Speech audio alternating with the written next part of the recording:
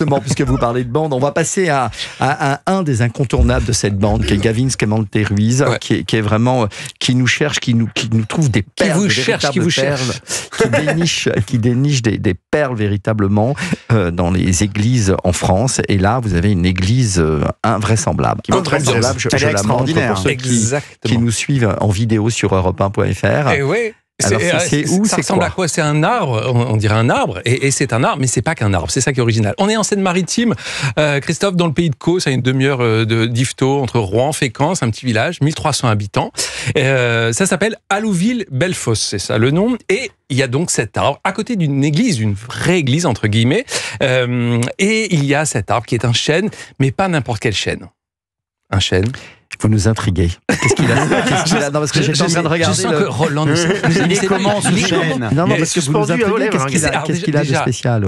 Ce serait le plus vieux chêne de France, entre 800 et 1200 ans. Bon, ça fait quand même un sacré gap. Il est énorme. Il est énorme. 16 mètres de circonférence, 12 mètres de haut. Il est tout biscornu. J'aime bien sa bouille. Il a une bonne tronche. Je ne sais pas si on peut dire une bouille pour un arbre, mais bon. Il daterait de Charlemagne. Il a vu défiler Louis XIV, la Révolution, 2 guerres mondiales. C'est génial. Et surtout, en plein milieu, il est creux. Il est creux. Il y a eu la foudre en plein milieu. Et dans ce creux, ils ont construit, les habitants, 2 toutes petites chapelles. Non, mais c'est pas sérieux. C'est pas sérieux. Il n'y a pas 2 chapelles dans cet arbre. Si. En plein milieu, ils ont construit avec les abbés du coin. Ils ont vu un signe divin quand la foudre est tombée. Tous les abbés du coin. Allez, hop, on construit. C'était des bons bûcherons. Et donc, ils ont construit une toute petite chapelle. Alors, elle est minuscule. Elle fait même pas 2 mètres carrés. Elle s'appelle Notre-Dame de la Paix. Il y a juste un autel. Il y a un prie-dieu au-dessus. Et alors, vous avez cette chapelle au rez-de-chaussée, si je puis dire, du chêne. Et autour, il y a un petit escalier en colimaçon qui monte. Et vous avez une deuxième chapelle. Alors, c'est plus un ermitage. C'est là où venaient se recueillir certains prêtres quand ils étaient en quête de spiritualité. Et donc, pendant plusieurs années, il y a eu la chapelle. Et c'est toujours en place. Vous pouvez y aller tous les jours. Oui, on peut y aller, c'est ouvert. Tous les jours public. C'est le maire qui vient ouvrir la porte le matin. Oui, parce que je vois qu'il y a une petite bordure. Oui, c'est ça. En fait, c'est vraiment une petite clôture. Si Christophe veut venir se confesser, il peut aller dans cette petite chapelle. Il y a du boulot, mais c'est super. On dirait l'arbre de Chantal Goya. Oui, c'est vrai. L'arbre des Robinson qu'on avait quand on était petit. Non, mais c'est génial aussi. Je trouve ça complètement fou. C'est magnifique. Et donc, il y a, on pourrait dire aussi, vous savez, la version Hobbit c'est la version chrétienne. C'est ça qui est original. Et donc, il y a ce petit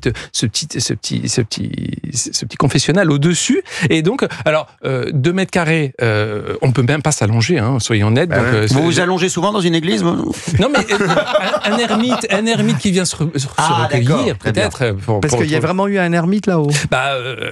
On ne sait pas s'il y a encore. J'ai des doutes. Alors, la légende veut qu'il y ait eu des ermites, mais peut-être.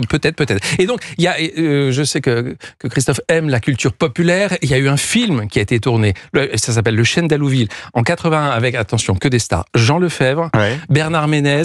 Bernard Ménez qui joue le prêtre et le fils de Jean Lefebvre. Il y a Henri Guibé, il y a Pierre Tornade.